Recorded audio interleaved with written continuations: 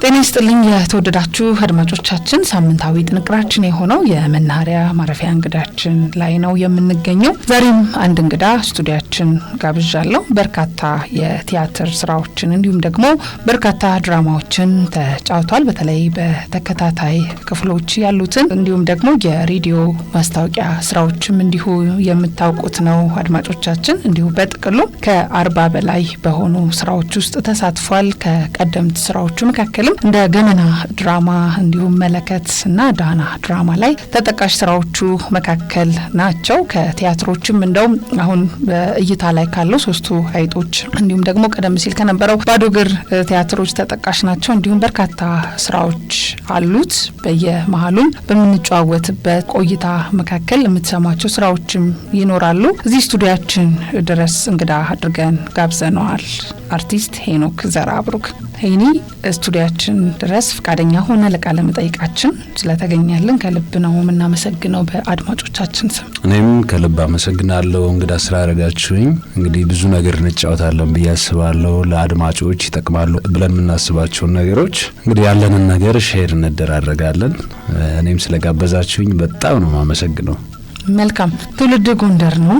ወደ አዲስ አበባ እንደው መቼ እንደመጣ እንዲሁም ደግሞ አሁን አጋጣሚ ያለነው ጥር ወር ላይ ነውና ጥምቀትን አክብረን ግን ደግሞ ጥር ላይ በርካታ በዓላት ስላሉ አሁንም የጥምቀቱ ድባብ ከኛ አልወጣምና እንደው ጥምቀት ሲነሳ ደግሞ ጎንደር አብራ የምትነሳ ቦታ ናትና እስቲ ምን ፊል ታደርጋለህ?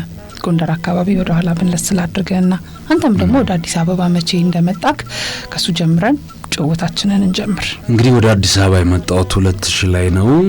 እዚሁ ዲግሪን ለመማር መጣሁ። በዚሁ ቀረው። አዲስ አበባ ሰፊ ከተማ ነች። ብዙ የጥበብ ስራዎች የሚሰሩባት ከተማ ስለሆነች ምርጫዬን ወደዚህ ያደረኩና እዚሁ የተለያዩ ስራዎችን መስራት ቻልኩ። በቲያትሩም፣ በቲቪ ድራማውም፣ በፊልሙም እንግዲህ በደምሩ ቅድም እንደጠቀሽው ከ40 በላይ ከ45 በላይ ስራዎችን በደምሩ ሰርቻለሁና ያ እንግዲህ እግዚአብሔር ስለፈቀደ ነው። ከኔ በላይ የሚችሉ ሰዎች አሉ፣ ግን እኔ እነዚህን ስራዎች እንድሰራ እግዚአብሔር ፈቅዷል፣ ሰራው። ስለዚህ አዲስ አበባ መምጣቴ ጠቅሞኛል። ከዛ ባሻገር እንዳልሽው ወቅቱ የጥር ወር ነው፣ የጥምቀት ወር ነው። እዛ የሚሄድበት ፕሮግራም ነበር። አጋጣሚ በሆኑ ነገሮች ሳይመቻቹ ቀሩ እንጂ የሚሰራ ስራ ነበር እዛምና ምንም ጥያቄ የለውም። ጎንደር ካልሽ ጥምቀት ነው፣ ገና ካልሽ ላሊበላ ነው፣ መስቀል ካልሽ ጉራጌ ዞን የኢትዮጵያ ክፍለ ሀገር፣ ጎንደርም የኢትዮጵያ ክፍለ ሀገር ነች፣ ከተማ ነች። በየቦታው የሚከበሩ በዓሎች አሉና ስለዚህ እነዛ በዓሎች ሄደሽ የምታደምቂባቸው ጊዜያት ናቸው እንጂ አዲስ አበባም ጥምቀት በሰፊው ይከበራል፣ የትም ቦታ ይከበራል። ግን ጥምቀት ሲባል ጎንደር ነው ትዝ የሚልሽ። ስለዚህ እንደ ሁሉም በዓል በተለየ ድባብ የሚከበርባቸው ቦታዎች አሉ። ያው ዘንድሮ ሄዳለሁ ብዬ ነበር፣ አልተሳካልኝም። ለከርሞ ያደርሰን። አሜን። ያመት ሰው ይበልን። እንግዲህ ያው የተወሰኑ ሰዎች ያውቁታል ብዬ የማስበው ነው። አብዛኛዎቹ ሰዎች ግን አያውቁትም መምህር ስለመሆነ ነው። ያ ደግሞ የሆነው በእኔ ግምት ልክ እንደ ጋዜጠኝነቴም እንዲሁም ደግሞ እንደ አንድ ተመልካች ትወና ላይ ያለ ሀቅ ያለ ፐርፎርማንስ ነው ብዬ አስባለሁ እኔ በግሌና እንደው በሃይስኩል ደረጃ በፊዚካል ኤዱኬሽን መምህር ነህ። ከትወና ሙያ ጋር እንዴት ነው የምትገልጸው? ወደዚህ የትወና ሙያ እንዴት መጣ?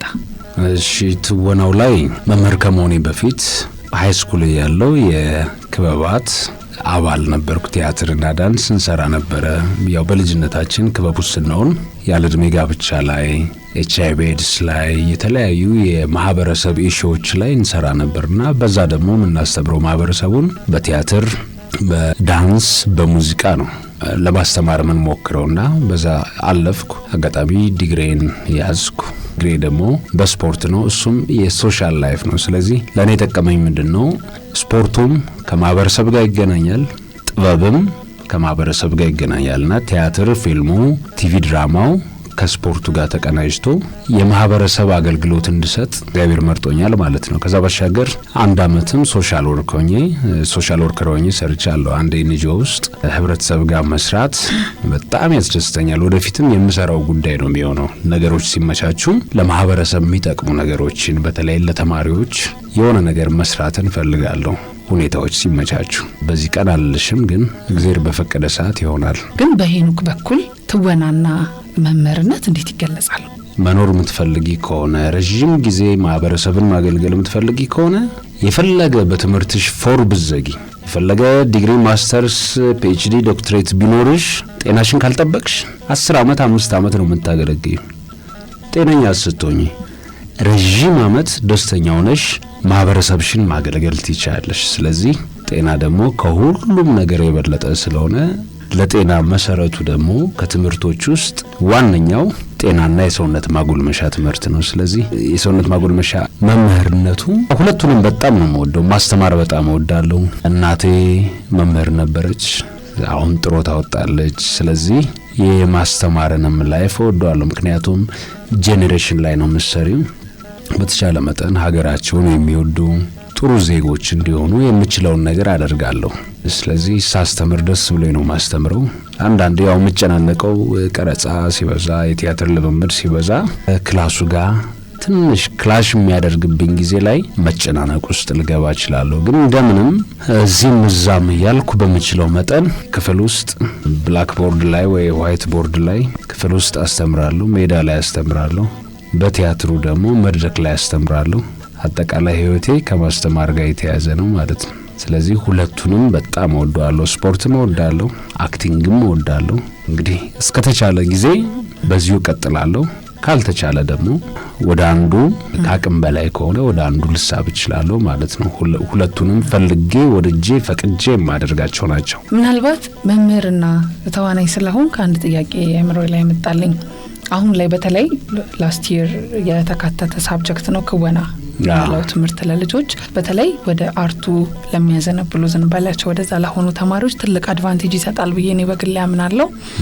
እንደ ቲያትር ሰው እንደማሆነ የፊልም ባለሙያ እንደማሆነ ወይም ደግሞ ተዋናይ በእነሱ ሳብጀክቶች ላይ በኪነ ጥበብ ትምህርት ቤት ውስጥ ባሉ የኪነ ጥበብ ሳብጀክቶች ላይ ወደ እሱ የመሳቡ ነገር የለም ወይ? በመምህርነቱ ፊዚካል ኤዱኬሽኑ እንዳለ ሆኖ ወደ ክወና ወይም ደግሞ ወደ ስነ ጥበብ ትምህርት አሁን ከረንት ላይ ያለ አይመስለኝም። ክወና በሚለው መጠቃለሉ ነው።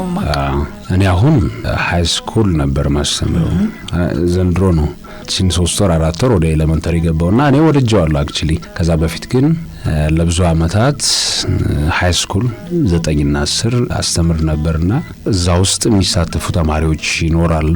እሱን ቲያትርን በመጋበዝ ከዛ ባሻገር ደግሞ ምችለውን ነገር በመስጠት ሞቲቬት በማድረግ ያሳለፍኩባቸው ጊዜዎች ነበሩ። ከዛ ዘንድሮ ደግሞ ወደ ኤሌመንተሪ ስገባ ተማሪዎቹ ያው ፍላጎት አላቸው። በዚህ እድሜያቸው ነው ብዙ ነገር ይዘው የሚያደርጉት። በጥበቡም ይሁን በስፖርቱም ይሁን የሚገራርም ኢነርጂ ነው ያላቸው። በጣም አክቲቪቲያቸው፣ እንቅስቃሴያቸው ሁሉ ከአካል እንቅስቃሴ ጋር የተያያዘ ነው ኤሌመንተሪ ትምህርት ቤት ያሉ ልጆች ተማሪዎች። ስለዚህ እነሱን በምችለው መጠን ማገዝ ፈልጋለሁ። ወደዛ ለሳብም ያው የተቀጠርኩበት ጤሰማ ወይንም ጤናና ሰውነት ማጎልመሻ ትምህርት ስለሆነ እሱን በአግባቡ ሰራለሁ። ከዛ ባሻገር ግን ተማሪዎች የኔን እገዛ በሚፈልጉበት ጊዜ ለማገዝ ዝግጁ ነኝ። ጠርተውኝ ክፍላቸው ውስጥ ድራማ ሲያቀርቡ ኢንቫይት አድርገውኝ ያውቃሉ። አይቻቸው አስተያየት ሰጥቻቸው እንዴት እንደሚጻፍ፣ እንዴት እንደሚተወን፣ ከትዕይንት ወደ ትዕይንት እንዴት መቀየር እንደሚቻል እነዚህን ሁሉ ሼር ያደረኩበት አጋጣሚ አለ።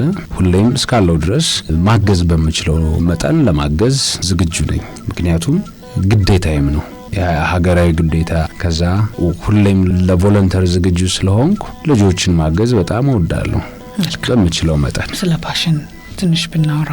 ተማሪ መግራት ማለት ምን ማለት እንደሆነ በደንብ አውቀዋለሁ።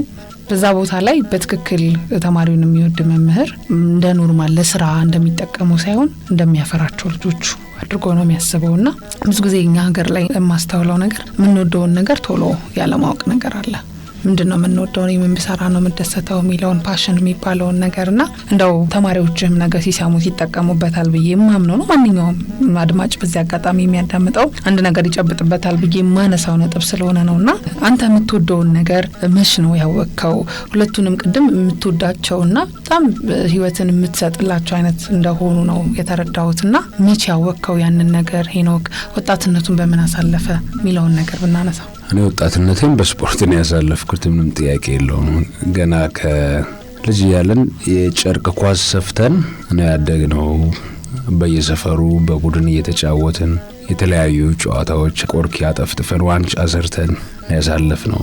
ስለዚህ ያ ነገር አድጎ የጨርቅ ኳስ ሰፍተን እየተጫወትን ከስፖርት ጋር አታችመንት ኖሮን ፊልምም ስናይ ከቤተሰብ ተደብቀን የካራቴ ፊልሞችን እያየን እንደ ካራቲስቶቹ አክት ያደረግን ስፖርት እየሰራን ያደግነውና ፕሮጀክት አንደር 13 በ13 ዓመቴ 15 17 ዓመቴ ለቀበሌ ተጫውቼ ከዛ ፕሮጀክት ጀምሬ አጋጣሚ ኪነ ጥበብ ቡድን አገኘውና እዛ ቦታ ገባው። ከዛ ሳላስበው ወደ አርቱ ሽፍት አደረኩ ማለት ነው። እንግዲህ እግዚአብሔር ለዛ ጠርቶኛል ማለት ነው። ዳንሱንም ሙዚቃ እንኳን ብዙ አይደለም፣ ዳንሱንም ቲያትሩንም ዳንስ ተሰራ ነበር። ሰራ ነበር። እነሱ ነገሮች ለ5-6 አመታት አይ ቲንክ እንደዛ ይሆናል ሞከርኩ። የዛን ጊዜ ያዳበርኩት ነገር ለአሁን ትልቅ ቫልዩ አለው ማለት ነው። በቃ በዛ አጋጣሚ ነው ወደ አርቱ የገብት እንጂ ምናልባት አሁን ኳስ ተጫዋች ልሆን ይችል ነበር። ተዋናይ ባትሆን ኖሮ ተዋናይ ባልሆን ኳስ ተጫዋች ልሆን ይችል ነበር። በዚህ አይነት አጋጣሚ ነው ያለው። ስለዚህ ስቲል ስፖርቱንም ሰራለሁ። ከስፖርት አልወጣሁ። ያው ኳስ አስተምራለሁ፣ የአካል ብቃት አስተምራለሁ፣ የቮሊቦልም የተለያዩ የአትሌቲክስ የጂምናስቲክስ አክቲቪቲዎችን መሰረታዊ ዕውቀቶችን ለተማሪዎቹ በመጽሐፉ መሰረት አስተምራለሁ። ስለዚህ ስቲል ከስፖርቱ አልወጣሁም።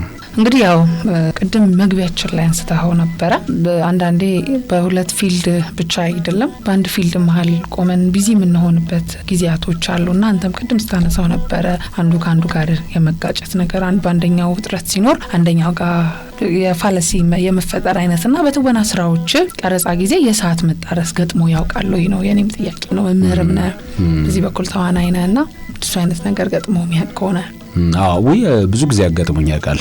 አንደኛ ክላስ በሚኖረኝ ጊዜ በተቻለ መጠን በዚህ ቀን ክላስ አለኝ፣ ስለዚህ ቀረጻውን ቀይሩልኝ፣ በዚህ ሰዓት አድርጉት እላለሁ። ጠዋት ክላስ ካለኝ ከሰዓት በኋላ እንዲሆን፣ ከሰዓት ክላስ ካለኝ ጠዋት ቀረጻውን ጨርሰን ወደ ክላስ የሚሄድበትን ሚንስ መፍጠር ብቻ በተቻለ መጠን እሱን እየተነጋገርን እንሰራለን። የፊልም ባለሙያዎችም የቲያትር ባለሙያዎችም ይህን ተረድተው አብረን እየሰራን ያለ ነው። ምክንያቱም ማስተማሪም ለጄኔሬሽን ይጠቅማል፣ መተወኔም ለጄኔሬሽን ይጠቅማል፣ ለሚመጣውም ላለፈውም ላለውም። ስለዚህ በተቻለ መጠን እንደዛ ያደረኩ አሳልፋለሁ እየተነጋገረን። ከአቅም በላይ ከሆነ ትምህርት ቤትም ማይቀየር ቀረጻ ከሆነ እንደዚህ ጉዳይ አለብኝ፣ ስለዚህ ከበር አድርጉልኝ ብዬ የስታፍ አጋሮቼን ተቀያይሬ እሄዳለሁ። ከዛ ቀጣይ እኔ ያስተምርላቸዋለሁ።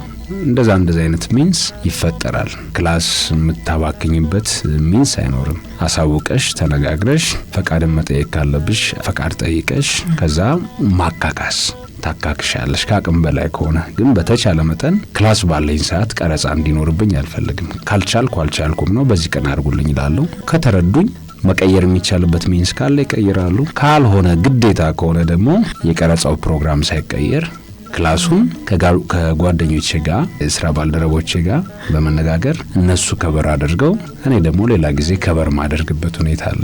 ይሄ ነው ያለው ነገር። እንደዛ እያደረግኩ እያመቻቸው እንግዲህ እስካሁን አለው። ከአቅም በላይ ከሆነ ግን ያው የራስን ውሳኔ እስከ መወሰን እገደድ ይሆናል። እስካሁን ድረስ በሚችለው መወደውን ሁለቱንም ፕሮፌሽን እየሰራው ነው ያለሁት። ሁሌ ፊልም ቀረጻ ሲኖርብኝ እንኳን ሻሁን ቀድሜ እናገራለሁ። ከአቅም በላይ የሆነ ነገር ካለ እንደዚህ ቲያትርም ቢሆን ቲያትር ምንም ሚስ የምታረጊው ነገር አይደለም። እንደው አንድ ፊልም ወይም የቲያትር ባለሙያ ላይ የሚጥበብ ሰው ምን የስነ ምግባር መርሆችን ቢያሟላ ብለ አድቫይስ ታረጋናለህ? እንግዲህ አንድ ተዋናይ አንደኛ ሙያውን ማክበር፣ ለሙያው ትልቅ ቦታ መስጠት ያስፈልጋል። ያልወደድሽውን ነገር ልትሰሪያችን፣ ባልወደድሽው ነገር ውጤታማ መሆናችን። ስለዚህ ዲሲፕሊን፣ ሙያዊ ዲሲፕሊን ያስፈልጋል። ከዛ ባሻገር ትዕግስት ያስፈልጋል። ጠዋት የጀመርሽውን ነገር እስከ ማታ ድረስ በተመሳሳይ ኢነርጂ መስራት ያስፈልጋል። ሌላው ኦብዘርቭ ማድረግ፣ ላይፍን ኦብዘርቭ ማድረግ። አክተር ስትሆኚ ኦብዘርቭ ያላደረግሽውን ያላስተዋልሽውን ላይፍ ልትተውኛችም ልትጽፊያችም ዳይሬክት ልታረጋችም። ስለዚህ በማንኛውም ሁኔታ ህይወትን ማስተዋል፣ መታገስ፣ ሙያዊ ዲሲፕሊን፣ አዲስ ነገሮችን ለማወቅ መጣር። እንደ ተዋናይ ነገ ወታደር ሆነሽ ብትሰሪ የወታደርን ዲሲፕሊን ቀደመሽ ማወቅ ብቻ ጥሩ ነው። የህክምና ባለሙያ ብትሆኚ የትኛው የህክምና ባለሙያ የአይን ስፔሻሊስት ነው? የአፍንጫን ከአንገት በላይ ከአንገት በታች የእጅ የቆዳ የአጥንት የልብ የኩላሊት የትኛው ዶክተር ነኝ የትኛው ስፔሻሊስት ነኝ ይሄን ሁሉ ማወቅ ያስፈልጋል። ዝም ብሎ ዶክተር ብቻ አይደለም። መምህር ስትሆኝስ ኤሌመንተሪ መምህር ሃይስኩል ዩኒቨርሲቲ የቅኔ መምህር የትኛው መምህር ላይ ነው ያለነው? ኳስ ተጫዋች የትኛው እድሜ ላይ ከአንደር 13 ከ13 ዓመት በታች ከ15 በታች ፕሮፌሽናል ABC የሚባሉ ነገሮች አሉ። ጋዜጠኛ ሲኒየር ጋዜጠኛ ጀማሪ ጋዜጠኛ ወይስ 20 ዓመት ያገለገለ ምን ላይ የምትሰራ ጋዜጠኛ ነች? እነዚህን ሁሉ ስፔሲፊክ አድርገን መርጠን መስራት ካልቻለን አክቲንጋችን ጄኔራል ይሆናል ማለት ነው። ዝም ብሎ ለሰው ግልጽ የማይሆን አክቲንግ ይሆናል። ስለዚህ ሁሌም በአክቲንግ ደረጃ በተቻለ መጠን ዲፕ ድረስ ሄደን የዛን ሰው ባህሪ፣ ስነ ልቦና፣ አለባበስ ብዙ ነገሮች አሉ። እነዛ ማወቅ ተገቢ ነው ብዬ አስባለሁ። ለዛ ዲሲፕሊንና ትዕግስት ያስፈልጋል። ከትወና ጋር የይጂ ማነሳው ነገር እኔ ብዙ ጊዜ እኛ ሀገር ላይ የገጸ ባህሪ መመሳሰልን አስተውላለሁ። አንዳንድ ጊዜ ሄኖክ ፖሊስ ሆኖ የሚሰራ ከሆነ በተመሳሳይ ሌላ ቦታ ላይ ወይ ኢንስፔክተር ወይ ኮማንደር ሆኖ ተመሳሳይ የጸጥታ አስከባሪ ሆኖ የመታየቱ ነገር፣ አንድ ተዋናይ ሌባ ከሆነ ሪፒትሊ የሌባውን ካራክተር ይዞ የመስራቱ ነገርና ያ በሰዎች ዘንድ እሱ እንትንን ብቻ ነው የሚሰራው የሚለውን ነገር ወይ ደግሞ በእናንተ ቋንቋ ካራክተር ስፔሻላይዜሽን ተብሎ ይወሰድ ይሁን አይሆን አላቅም። ምናልባት ግን እንደው ባንተ ስይታ አንድ ሰው ሊጫወተው የሚገባው ገጸ ባህሪ የተለያየ ቢሆን መልካም ነው ወይስ ደግሞ ባንዱ ገጸ ባህሪ ላይ ልዩ ብቃት ካለው እሱን በተደጋጋሚ ቢሰራ ነው ጥሩ የሚሆነው የሚለውን እስቲ ሙያዊ ሐሳብን ብታጋራን። አንዳንዴ ፊዚካል አፒራንስ እና ያለሽ ተሰጥኦ ልዩ ተሰጥኦ ማተር ያደርጋል። ለምሳሌ ጃን ክላውድ ቫን ዳም ብዙ ጊዜ አክሽን ፊልሞች ነው የሚሰራው። ታይፕ አክተር ልንለው እንችላለን፣ ግን አሳምኖ ነው የሚሰራው። በቃ አይምሮአችን ላይ ቫን ዳም ሲባል የአክሽን ፊልም ነው የምንጠብቀው። ስኮት አድኪንስ የሚባል አለ፣ ማይክል ጄ ዋይት አለ፣ ወይንም እነ አርኖልድ ሸዋርዜኔገር አሉ። እነዚህ የሚሰሩት ሁሉ አክሽን ነው። ማርሻል አርት የተማሩ ናቸው አብዛኞቹ። እነዚህን ማርሻል አርት የተማሩ አክተሮች አምጥተን ሮማንስ ላናሰራቸው እንችላለን። ቢኮዝ የተለየ ተሰጥኦ ስለሚፈልግ እነዚህ አካላቸው የዳበረ የተለያየ የአርት ችሎታ ያላቸው ወይንም የማርሻል አርት ችሎታ ያላቸውን አክተሮች ስናመጣቸው ብዙ ጊዜ አክሽን ነው የምንጠብቀው። እነዚህን ታይፕ ልንላቸው እንችላለን፣ ግን በዛ ካራክተር በዛ ጄነር ይታወቃሉ። በዛ ነው የምናውቃቸው በአብዛኛው አይደለም። ኮሜዲ ላይ ለምሳሌ ጂም ኬሪን ልናመጣው እንችላለን፣ ታይፕ አክተር ልንለው እንችላለን፣ ግን ጎበዝ አክተር ነው። ምንም ነገር ሆኖ መስራት የሚችል አክተር ነው አይደለም። እኛ ሀገር ጋር ስንመጣ ብዙም ሌላ የተለየ ተሰጥኦ ማያስፈልገውን ነገር ታይፕ አድርገን ልናመጣ እንችላለን። ስለዚህ ተሰጥኦ የሚያስፈልገው ነገር ከሆነ የተለየ ችሎታ የተለየ አክሽን የሚያስፈልገው ነገር ከሆነ እነዛ ሰዎች ተመርጠው ነው የሚሰሩት። እኔ በተለይ እንደኛ ሀገር ሁኔታ ስንመጣ ደግሞ የተለያየ ገጽ ባህሪ መጫወት ውስግድ ጥሩ ነው። እኔ ፐርሰናሊ ቻሌንጅ የሚያደርገኝን የተለያየ ገጽ ባህሪ መጫወትን እወዳለሁ።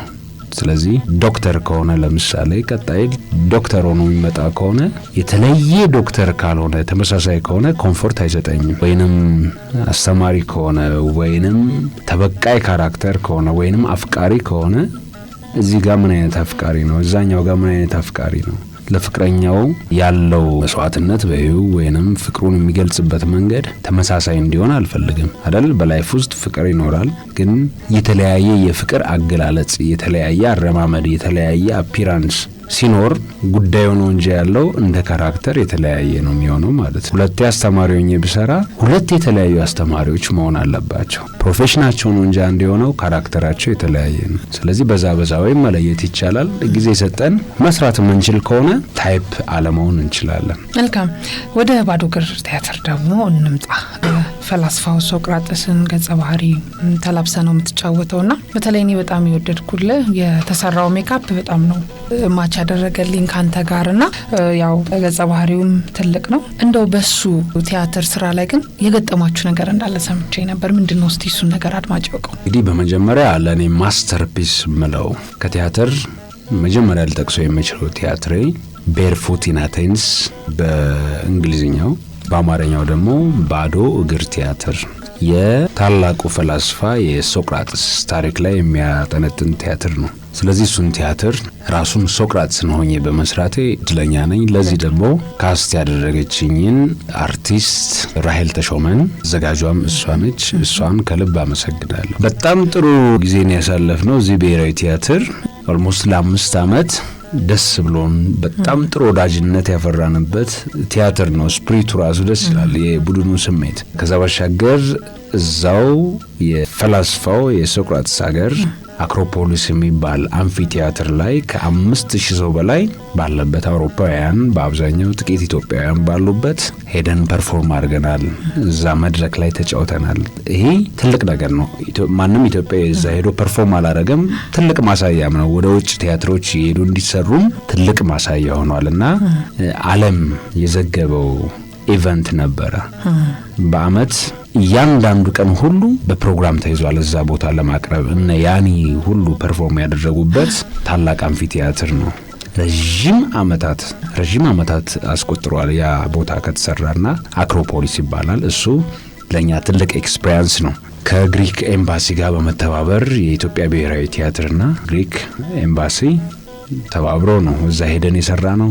ከዛ የሚገርመው ነገር ደግሞ ቲያትራችን የተከፈተው በ16 ነው፣ የተመረቀው በ21 ነው። የተለያዩ ኢቨንቶች በሚቀርቡበት ጊዜ ወደ 5-6 ጊዜ 21 ሆኗል አጋጣሚ። እዛም ስንሰራ አክሮፖሊስ ከኛ በፊት የተፈጠረ አንድ ኢቨንት ነበረ። ዝናብ ዘነበ፣ አየሩ ጥሩ አልነበረም፣ ተሰረዘባቸው አየሩ ጥሩ ስላልነበር። በማግስቱ እኛንን የምናቀርበው ሰኞ ቀን አስታውሳለሁ። በማግስቱ እንግዲህ ያን ሁሉ ተጉዘን እዛ ሄደን ሳንሰራ መመለስ ከባድ ነው፣ እያንዳንዱ ቀን ፕሮግራም ስላለው። ስለዚህ አየሩ በጣም ጥሩ ሆነ፣ ሰላማዊ፣ ለማየት የሚመች ጥሩ አየር ሆነልን። ሰራን፣ ጨረስን በሰላም። ሰው ተረጋግቶ አየ። ዝናብ የለ ምን የለ፣ ሰላማዊ አየር። ቀኑን ስናስበው 21 ነው በኢትዮጵያ። ምን እንግዲህ ከ21 ጋር ምን አገናኘን እንዳለልሽ እንግዲህ ታውቂዋለሽ። በቃ እመቤታችን ከኛ ጋር አብራ ቆማለች ማለት ነው። ብዙ የተመረቀበት የተለያየ ኢቨንት ሲደረግ በአብዛኛው ሁሉም ማለት ይቻላል 96-97% 21 ነው የሚሆነው። ከዛም ስንመለስ ግሪክ ክለብ እዛ ኤክስትራክቱን ስናቀርበው 21 ነበር። የሚገርም መገጣጠም ነው፣ ታስቦበት አይደለም። እና 6-7 ጊዜ በ21 ሲቀርብ ያስራ በቃ እመቤታችን ደግፋናለች፣ አግዛናለች ብለናል። እዛ አክሮፖሊስ ስናቀርብ ስንጨርስ በቃ የአፍሪካ ቲያትር ይለያል፣ ትንሽ የተጋነነ ነገር አለው ይላሉ። እናንተ ግን ሳታጋኑ ሪያሊስቲክ የሆነውን ሜተድ ነው የተጫወታችሁትና ቲያትር እንደዚህ አድጓል ወይ፣ የአፍሪካን ቲያትር እንደዚህ አልጠበቅንም ነበረ ብለው የኢትዮጵያን አክተሮች አፕሪሼት ያደረጉበት አጋጣሚም አለ። ስለዚህ እኛ ኢትዮጵያንም ወክለን ሄድ ነው፣ ጥሩ ስራ ሰርተን የመጣ ነው። ሀገራችን መጣችሁ ታሪካችን ስለሰራችሁልን እናመሰግናለን ብለው ያለቀሱ ብዙ አውሮፓውያን ነበሩ፣ የግሪክ ተወላጆች። ስለዚህ በሳብታይትል ነበር የሰራ ነው እዛ በግሪክና በእንግሊዝኛ ሳብታይትል አማርኛ ቃል በቃል ሰራን ማለት ነው። ዝናብ ነበረ፣ አየሩ ጥሩ አልነበረም። እኛ ስንሰራ ግን አየሩ ጥሩ ሆነልን። ይሄ ነው ያለው ነገር። ከዛ ባሻገር ሶቅራጥስን ከሰራው በኋላ እሁድ 2 ስቴጅ ነበር የምሰራው። ሶቅራጥስን ሰርቼ አሉላን ደግሞ ማዘጋጃ ሰራ ነበረ። ማዘጋጃና ሀገር ፍቅር የሆነ ሰዓት ማዘጋጃ፣ ከዛ ሀገር ፍቅር። ስለዚህ 8 ሰዓት ተኩል ብሔራዊ ቲያትር ሶቅራጥስን ሰርቼ ሜካፕ እያስለቀቅኩ መኪና ውስጥ በደንብ ሳይለቅ ቀጥታ ደግሞ አሉላ አባነጋን ሆኜ እጫወታለሁ። እዚህ ጋር ፈላስፋ ነው፣ እዛ ደግሞ የጦር መሪ ነው አሉላ አባነጋ። እዚህ ፈላስፋው ጋር ሀምብሎኜ ጎብጬ እሰራለሁ። እዛ ደግሞ አሉላ አባነጋ ሂሮ ነው፣ ጀግና ነው። ብዙ ባትሎችን ብዙ ጦርነቶችን ያሸነፈ የኢትዮጵያ ብሎም የአፍሪካ ጀግናችን ነው። ስለዚህ 2 ጀግኖችን በአንድ ቀን የተጫወትኩ ሰው ነኝ። እግዚአብሔር ይመስገን። አድካሚ ነው ግን አለፈ። ውጤቱ ደስ ይላል እኮ። ምን ጥያቄ አለው? እንግዲህ ቅዳሜ ስለሆነ ትንሽ ለቀቅ እናድርገው፣ የተጫወትን ደግሞ እናምራ። ሀው ወይም ፐፑ ላይ እንመርመር የተሰኘው ዲያሎግ ያው ለአድማጮች ክብር እንመርመርን ብትልልን ባንተ ድምጽ ደስ ይለኛል። አንደኛ የድምጽ ማድናቂ ስለሆንኩ፣ ሁለተኛ ቀዳሚ ስለሆነ ነው፣ ሶስተኛ አድማጮች ደስ እንዲላቸው ነው። እሺ የት ሄደን እንመርመር? እዚሁ ኢትዮጵያችን ውስጥ እንመርመር። እሺ እንግዲህ ሎሬት ጸጋዬ ገብረመድህን ከ33 ዓመት በፊት ሀሁ ወይም ፐፑ የሚለው ቲያትር ተሰርቷል። ከአርቲስት ተስፋዬ ሲማ ጋር ነው አብረን ፐርፎርም ያደረግነው። እሱ የዛኔ ሰርቶ ነበረ። እኔ ደግሞ እንግዲህ በዚህኛው ጄኔሬሽን ተጫውቻለሁ። የዛኛው ጄኔሬሽንና የዚህኛው ጄኔሬሽን ከአንድ ላይ ሆነን የተጫወት ነው። እዛ ላይ ነጋ ሰሙ ንጉስ የሚጫወተውን ትንሽዬ ፓርት እንግዲህ በልብለሽኛል። በተወሰነ መልኩ እንመርመር የምትለውን ዲያሎግ እላታለሁ። ጣርና ጦር ለሰላም ቆምን ብለን በተማማልን ማግስት ዲሞክራሲያችን ጣር፣ ሰላማችን ጦር ይሆናል። ይሄው ጣርና ጦር የአባቱ ውርስ ነው፣ የአባቶቻችን እርግማን ነው። ሰላምና ዲሞክራሲ እኮ አይታቀብልንም። መርገምት አለ ደማችን ውስጥ፣ ቃል የሚያስክድ ልሳነ ብልጥ፣ መሐላ የሚያስገለብጥ ሽምጥጥ የሚያስደርግ ባንዴ፣ የደም ጦስ የስልጣን ውርዴ፣ ያጥንት ከክ ስግብግብ ሰን ካለብን ከይሲ መከራ ሀበሻ በምንባል ዘር ከውልደት የተበከለ የጥቁር ፋሺስትነት ውርስ በደማችን መቅሰፍት አለ። እንመርመር እንመርመር እንመርመር እንመርመር እንመርመር የሚሉ ደግሞ አጃቢዎች አሉ አብረው የሚሰሩ። አሁንም ቆርጬው ነው እንዳይረዝም ብዬ ነው እንጂ ከዚች በፊትም ወደ 5-6 መስመር አለች።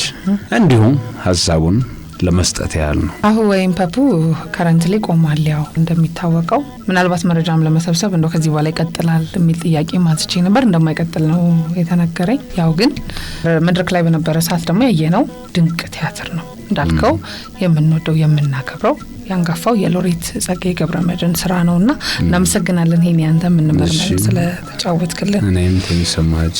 ይህን ቲያትር ያዘጋጀው አጋጣሚ ያው በትወናም አብሮኝ የሰራው አርቲስት ተስፋዬ ሲማ ነው። በዝግጅትም ራሱ አርቲስት ተስፋዬ ሲማ ነበረ። አርቲስት ተስፋዬ ሲማ ነው። አድማጮችም ያስታውሱታል ብዬ አስባለሁ። ከዚህ ቀደም እንግዳችን ነበር። በጣም ረጅም ጊዜያት ሆኖታል። እንደጀመረ አካባቢ ገና ቲያትሩ ሊጀምር አካባቢ እንግዳችን መጀመሪያ እሱን ኦነር ለማድረግ እሱን ለማክበር ሄኖክ የታገኝ ልጅ የሚባል ሰው ነበረ ኢቨንት ያዘጋጀው። ከዛ በኋላ ለምን አይሰራም ተብሎ ሰራ ነው ማለት ነው። የተወደዳችሁ አድማጮቻችን በክፍል 1 ከአርቲስት ሄኖክ ዘርአብሩክ ጋር ያደረግነው ቆይታ በዚህ ኋላ በቃ ሳምንት በክፍል 2 ተመልሰን የምንገናኝ ነው የሚሆነው። እስከ ሳምንት ቸርን ሰንብት። ሁለቱንም የሚባል መልስ የለም። ምክንያቱም ትወናውንም ባቆም እያስተማርኩ ተውናለሁ፣ ማስተማሩን ባቆም እየተወንኩ አስተምራለሁ። ስለዚህ ሁለቱንም አላቆምም።